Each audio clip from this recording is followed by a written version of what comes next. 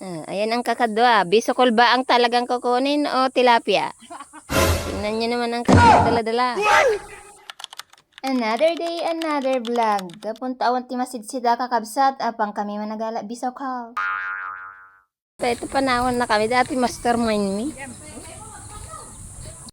Gaputa inungtan na kami ni Atang dati nga video, inkarik nga road nga agibalasak.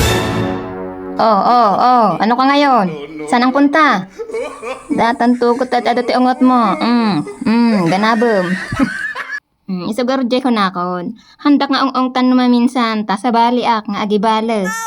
Nuhana lang makasidsida ti tilapia. Ay, makasidsida ti balangag kinbisokol. Ay, tay kunakon Atang. Ngamnay, angaw milaang dagita kakapsat o galit ti agkakasinsin.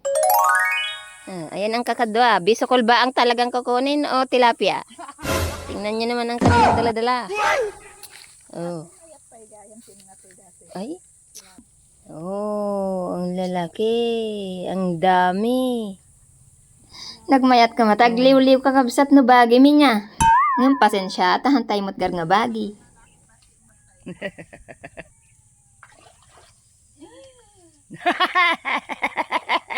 Say hi! Hi! Say cheers! Welcome to my vlog, Balangag. Kastalaan kakabsat ti ada kabibiyag nito'y away. Naawan ti masida, umay kamila ang dito'y karayan, agala bisokol, balangag, suso, kusiling, sida, udang, kape, kan tilapia ti karuba. Isa nga kastalaang tibiyag kakabsat. Simple pero naragsak. Uray awan tisan ni Kwame, tinapateg, nakaradkad kami.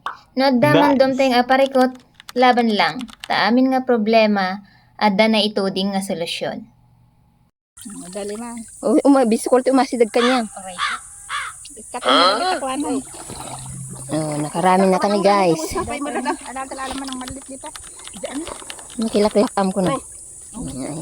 Umintas mo na. Alam mo ng malit.